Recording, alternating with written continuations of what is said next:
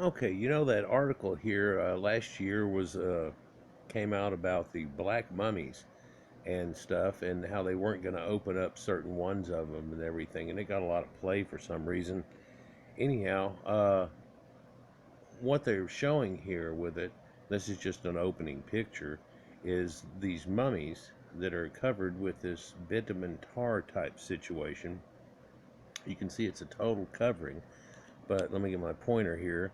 You can also tell in the glare here that the full layout is on here, even the necklace, but when the necklace gets around to the here, you can't even see it. Like they've literally poured like a bucket of paint on here. And what they've said is due to the heat, this has kind of made it continue and stick to the coffin that it's in right now. And so there's a lot of weird thoughts about this. And what I think, of course, especially here, you can see these wedges that are put in place. And that seals it to it. And there's been some, especially even the old burials, where this around here shows a lot of this bitumen. And so they hermetically sealed this thing kind of shut, to keep things away. And they thought, well, maybe bitumen would help keep from the bugs getting to it and stuff. And there is a little coating that's around out here on the outside of it, but there's also a coating that's on the inside of it, like they painted it with it. And then they painted this thing thick as hell with it. Then they put it inside of here, and then some of these they found that they must have put a whole lot on it, literally a whole lot, and maybe it melted down for the whole thing is stuck, like King Tut's had one that was stuck somewhat. And so this is this black tar mummies that they have. And you can tell on the face here that it's been done in gold foil, and all the gemstones are supposed to be here, although they haven't picked this one apart in any way, shape, or form. They aren't touching these ones for reason that they can't get this thing apart without literally tearing it up and destroying it, and it is still hermetically sealed. And they could do something like maybe drill a little hole in it someplace and run in the camera with a light, and they've got those little ones now and things like that to it, but I don't think they really want to do it at this point. Maybe they should do it to one or two, whatever, and do a little probe type situation. But the whole thing has been swathed over, basically like you take a can of paint and go over it, but that's not really paint, and that's what we want to get into during this uh, video here. So the mysterious black goo of Egyptian burials is now demystified. Dr. Kate Fulcher is a research assistant in the British Museum's Department of Scientific Research, and she led a new research project searching for answers as to what this black goo was used for in Egyptian burials, and what it might reveal about the ancient Egyptian funerary practices and rituals. An article in the British Museum's website opens by describing the burial of, forgive me for this, Jed Khonsui F. Ankh, an ancient Egyptian high priest who served as the opener of the doors of heaven at the Temple of Amun at Karnak almost 3,000 years ago. So this would have been the one that was helping to run the ceremonies and the opening of the mouth and these type things too, for the deities and previous pharaohs.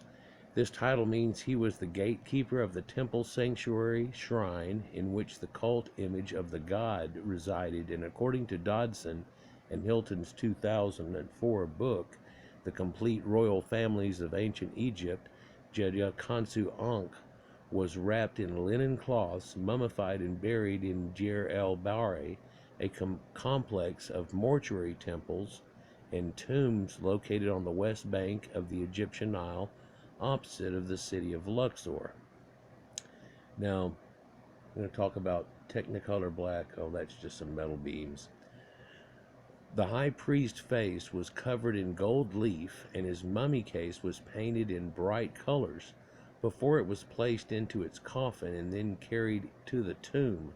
British Museum scientists described several liters of warm black goo being poured all over the mummy case, cementing it into the coffin before the lid was placed on, allowing the priest to journey into the underworld, a hermetically sealed container.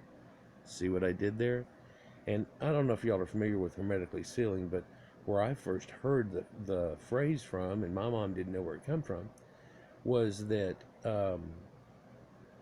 whenever they would make canned preserves and canned foods, canned beans and things that they'd make up with my grandma, and they would heat them and put them in it one extra time to like super unbacteriify them or whatever, and have them in the object and do it, and then they'd seal the things on there, and then it would suck down the lid tight. Made it real hard if you waited a year or two to try to open these things, but it kept them hermetically sealed, so they were literally no air got to them, no bad things. They were like ching, and so it could hold things a long time in storage. And I heard about that, and then later, oh, I don't know, I'm just a little kid. Remember Johnny Carson show? Well, he used to do this thing where he would wear a sultan's hat and he would do predictions, and he would answer the question, and then it would ask the question, and it would always be something funny, ha ha ha. But these questions had been hermetically sealed on Funk and Wagnall's porch since last Thursday or a year ago or whenever they come up with. No one, and of course Ed McMahon would go crazy, no one has seen these, and it would startle, Johnny. He'd do it every time just about. But then he'd show him the thing, and he would take it and he would hold it to his forehead, each little envelope, and hold it to his forehead, and he would say what it was, and then he would tear it open and then try to blow it and get it open and pull the deal out and then say what the question was. And some of them were quite hilarious, and a lot of them were with current topics. So if you were to watch them back today, you'd probably get about half the jokes, perhaps, and depending on your age, you might get more of them. Regardless of that, hermetically sealed, a lot of those containers, those large, huge granite sarcophaguses that they have out there, and the fact that the lid fits with that so perfectly that whenever it puts on, and it's got that double lip to it that's kind of got this go down ching ching ching, whenever that seals inside of itself, and boom, that gets a seal to it that really is hermetically sealed, although it might be able to gas out some air or things like that. But I don't know how, if it's really sealed, it's not going to be able to even push that out. I mean, you could, the tonnage on that lid is incredible. And that wood lid we just looked at, let me just go back up for it. So this round here, you can picture something. Well, these things swell up if they get wet, so what they would have done right after they did all this, they would wet those real good and then jab the thing on and beat it down tight onto it, and that would seal it. But thought they'd have bitumen around on it on the lip too, and then that would seal that. Maybe they didn't want it running out. Maybe that's a bad thing by the time that this goes on. But you can picture somebody making this wooden sarcophagus here that this goes in, and how it's got to perfectly fit it, but better yet, it's got to fit to the lid of it real perfect, right? So what they would be doing is taking this and flipping it upside down and laying it on a floor that they knew was real level, like you'd think of your garage or in your driveway, and trying to see a light up under it in any place at all. And then you would have to shave it down and get it anyway, and you'd have to do that with a lid too. And then you would know that they would mate up to each other, and there wouldn't be this little gappage open and things like that. Although once it dries up real bad and goes through that problem, it's probably going to have that effect too, and puckering. But if you get it sealed like this, which, let me just break through it real quick. If you get it sealed up with a basket with bitumen, like Moses, like Sargon the Great is where that really comes from, you can make a boat and sail yourself on. And so almost like a cocoon also of a butterfly, you have something like this that seals you and keeps you protected in your body for the afterlife. They believe that your body had to stay one, so in the afterlife you had that, like your body here being worshipped kept you alive in the afterlife there. So the high priest's face was covered in gold leaf, and his mummy case was painted in bright colors before it was placed in the coffin, then carried to the tomb.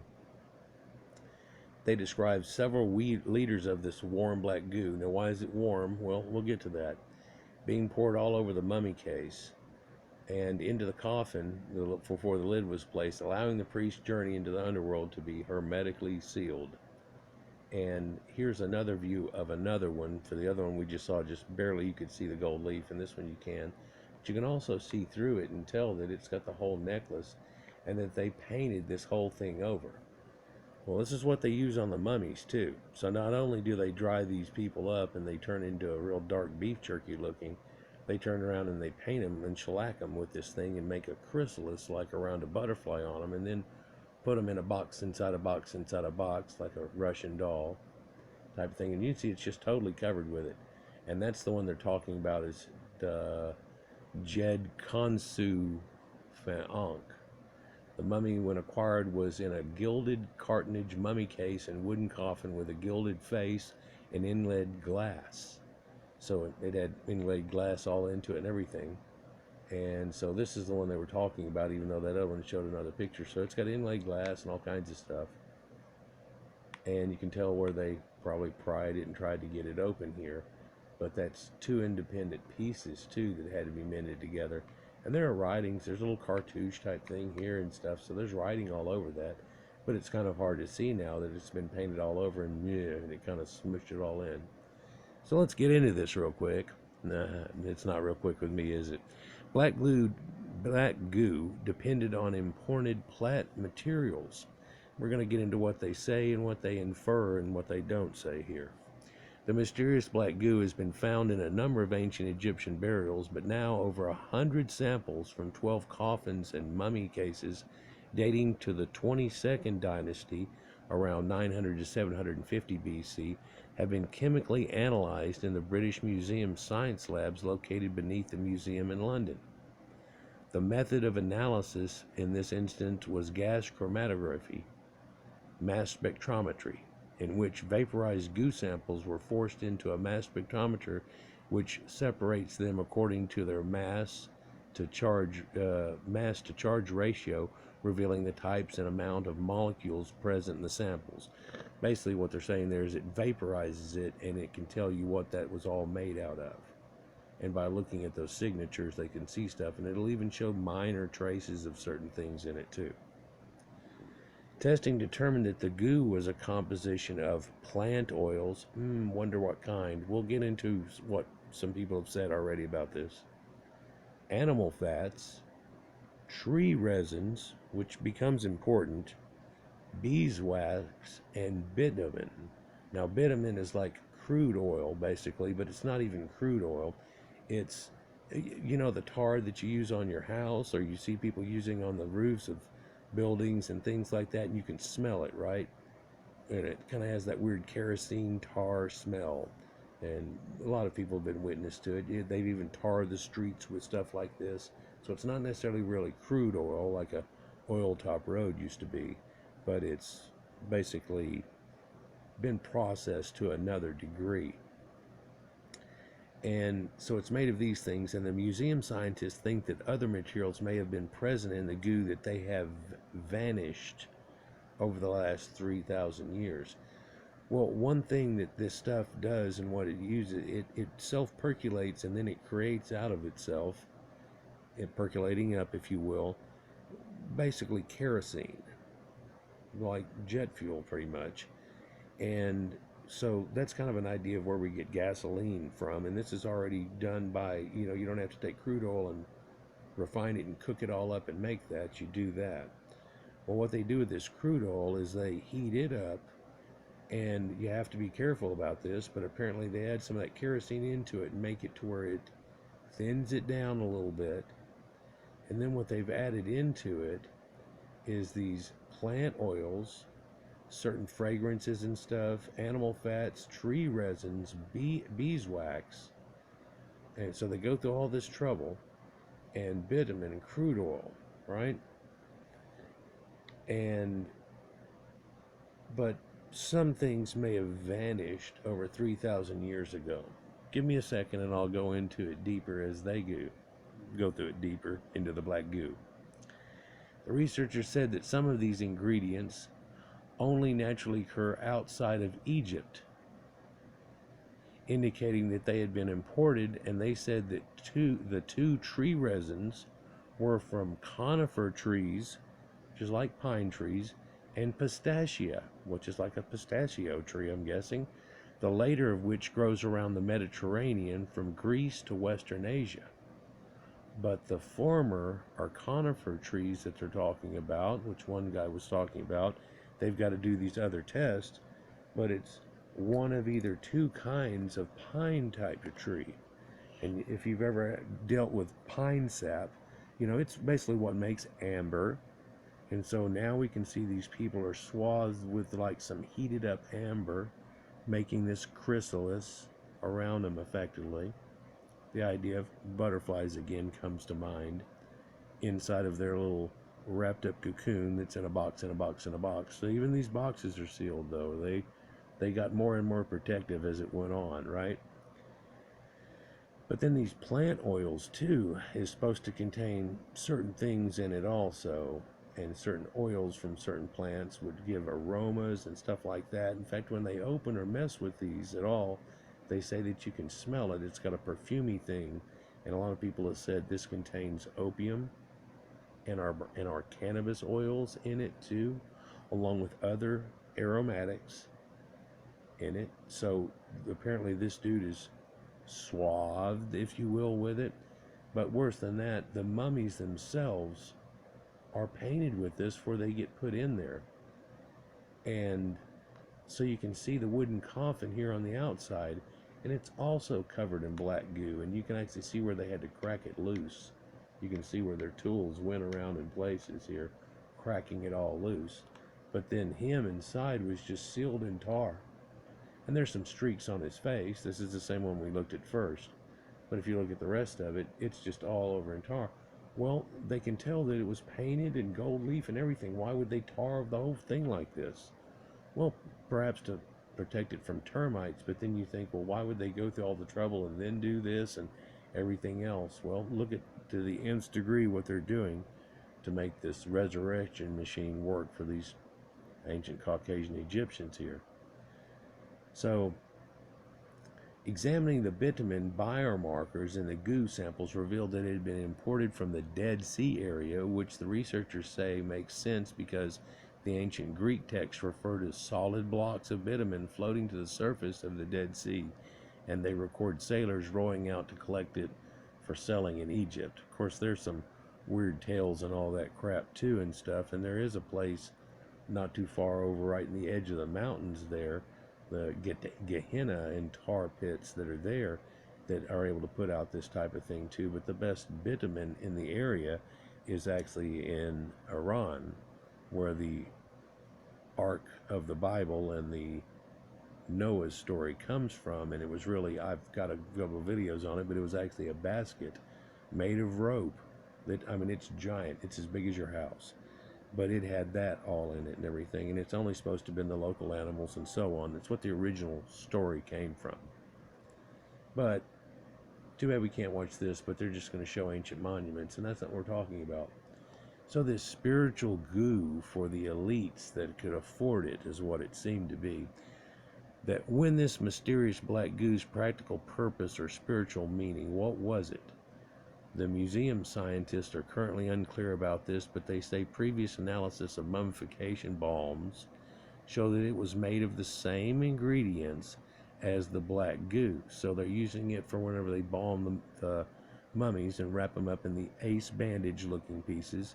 They stick certain pieces to them, wrap them in, and put scarabs in there with certain writing on it and wrap them up. If you've ever look up Bob Breyer, Mr. Mummy, and you can see him do it to this real pale guy, and he turns dark as beef jerky, but then he does this whole thing, doesn't put scarabs in, but even the writing and things, and then wraps him up. You can see the whole thing. But this means it was applied at different points in the burial process, from the ritual preparation of the dead body to when it was poured into the mummy cases and coffins, which they're talking about there. And the researchers suggest the color of the goo was black, and it represented the dead taking on form of Osiris, the god of death and rebirth, known as the Black One. That's more, and you see him also in like blue and green colors, but it's a signification of the rebirth of the Nile. And what's more, according to the museum scientists, black is also the color associated with the alluvial silt deposited on the banks of the river Nile after the annual flood receded, which was believed to be the inherent magical and regenerative properties.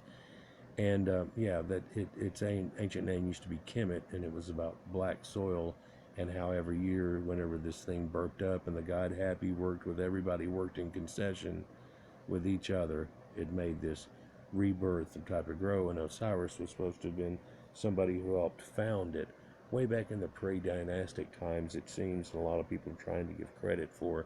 And a lot of people in that think that he was an ancient Sumerian, because they refer to it with some people who talk about it that Osiris was from the Ethiopians.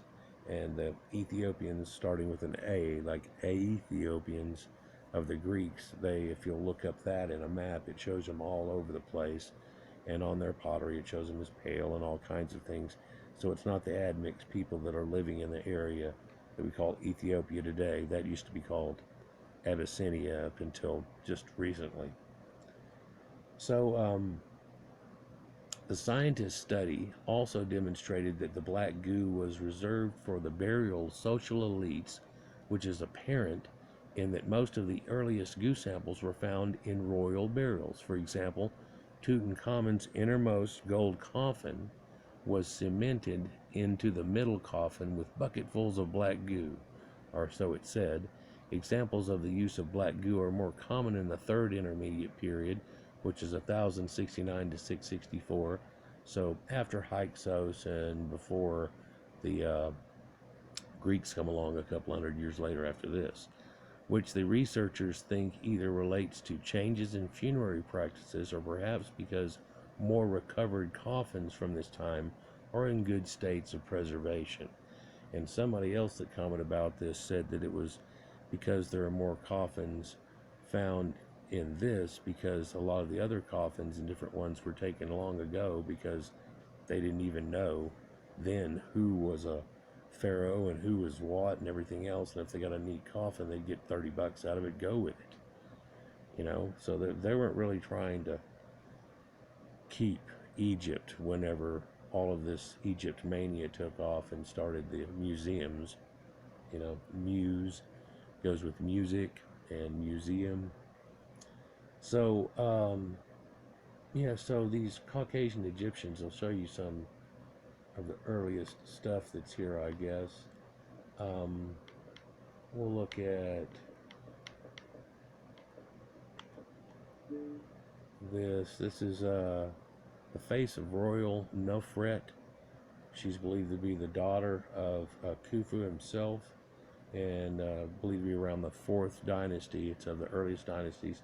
They have these crystal blue eyes they've been set in them. It's quite amazing. There's also blonde wigs, although I think this is around the 12th dynasty. They've got a famous one that looks a little better than this with different bands on it, and it's in like the 18th dynasty or so. But Egyptian woman with distinct Caucasian features, images even earlier white bearded men have been discovered in nearby Libya, which like Egypt was once lush and fertile. And yeah, so even the pre-dynastic, you know, you look at Ginger, it's a blonde-haired, pale leucoderm person from the early pre-dynastic Badarian type of area. It's in the Badarian cemetery they called Ghibelline area, so he's in the Ghibelline area there. But also out in the desert, they found people going back thousands of years before that too, and when the Sahara was green, and there were primordial Caucasians that were there too, and Maghreb and all that area through there.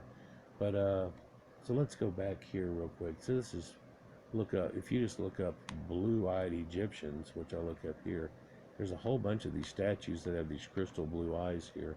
Even Nefertiti herself is missing this eye, but if you get down at the right angle, you can see it's blue. A lot of times it looks a little darker blue than this, but this is at least catching the front edge in that light. And it seems to be, you know, darker blue like that. But then there's Hor-Aha that has these blue crystal eyes. Hor-Aha is supposed to be the second pharaoh ever, although they found that in the 12th dynasty, so they try to say that was. Here's King Tut's representation, but this is Mitri, a scribe. He's in the 5th dynasty, I believe, and this is said somebody to be around the time of Khufu also, but they couldn't pin down which one it was. But now, after figuring out the other ones, they believe that they do, but they still describe him as the seated scribe. Here's Nofret and her husband Rahotep. So even in the pre-dynastic Naqada II series, they have these people that were running Egypt, and they have these lapis lazuli inlaid eyes, and the lapis lazuli, they figured out, comes from Afghanistan. Over there you got to get through those Sumerian people, and there's a lot of that's a terrible picture, but there's auburn and blonde and different types of mummies. Oh, I could probably show you that a whole lot better. Let me go to this one article, and it'll show you King Tut's grandparents, that, and decent pictures of them. For a lot of times they won't show their hair, or won't show them from certain angles and so on. But this is King Tut's great-grandmother and great-grandfather. This is Thuya and Yuya. So this is Thuya, and this is Yuya's scan on her and her hair. Got that little overbite just like Tut. There's the black and white they usually give of it, but let's see, where's her picture that shows her blonde hair? I believe King Tut's depictions. No, maybe it's down here. Or is this the one that didn't show her? Well, she's got blonde hair too. Thuya does. So you can look up Thuya and Yuya, but this is the great-grandfather of King Tut. And people have tried to say, oh, so you can see they shellacked him a little bit, but they say the natron salt does things to their hair and stuff. Well, it doesn't turn into Caucasian hair, and they've done tests with it, and it doesn't change it even a shade of hair. Black people's hair, white people's hair, old, young, different types of hair they put through there, and then they put them up to a color card, and they haven't changed a single bit. Natron doesn't really have that effect as much as some other things would. So, yeah, pretty interesting. Anyhow, so this tar-colored thing, oh, let me go back. I've got to show you this. These people are going crazy about this tar and these black mummies, this mysterious goo. Let's see if it'll let me go back. Ta-da! For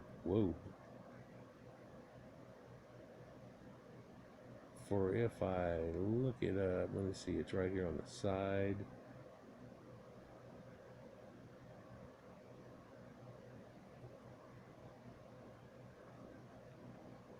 Where is it?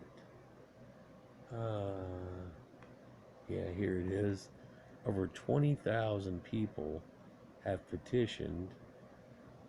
You remember this one coffin they found, and they had a couple of bodies in it, and they were just rotting, and it was in this reddish ochre goo, right, that they'd been rotting in. Well, over 20,000 people have petitioned to be able to drink some of it, right? Or they want somebody to drink some of it at least. It's Pharaoh punch in a black sarcophagus that they found, and that's one of those big obsidian ones, huge, that big gray one that they found. And so they asking people, what the hell is the deal? Why do you want to do that? And they said, finally die, power. That's what I'm talking about. Sign me up. Kratina Herman said this. And somebody else said, I want to drink the red ghost juice so I can assume my true form upon emerging from my cocoon. So this is probably somebody just trolling and wrote this crap on here. But she said that he curses anybody that even drank the drink and stuff, and that it would bring back an undead mummy and stuff. So basically what they're asking for is something like this to happen, like in the movie, coming back. But that requires somebody to die, and I think they talk about that too. So some of these people are willing to see if they can take somebody that's, whatever, and use them to sacrifice for this goo. Now, who would want to drink this stuff, man? That's just nasty. I mean, but so, seriously, supposedly 20,000 people did this, but then it goes on to talk about the ancient Chinese and what they did with their body and eating mercury and things like that took them right out. So, hell, maybe they'll let somebody do it, but kind of strange. Oh, and there's the Fountain of Youth. So if people are looking for that, and I just did a video about the Fountain of Youth, but let me say this clearly and plain for you. I don't think that if you even took a little lick on your finger, and that's going to do any Fountain of Youth to you whatsoever. And I don't know why the mouse is on there, but here's that sarcophagus when they found it. It's one of those ones that weighs tons, old school, carved out, shaved at angles real good and stuff. Yeah, so these people are crazy. People are crazy. Anyhow, yep, so that's that black mummy mystery and what they think about it. But all that weird stuff that's in it that's resin, and I hope I'm getting a biological back from it on which form of pine tree it is, but it's got to be one for up into Europe or one up into Eurasia. And that's what they've got it narrowed down to at this point. So hopefully they'll get a better sample on it and see. Like, share, and subscribe, and enjoy, guys, and we'll get on to the next one. Peace.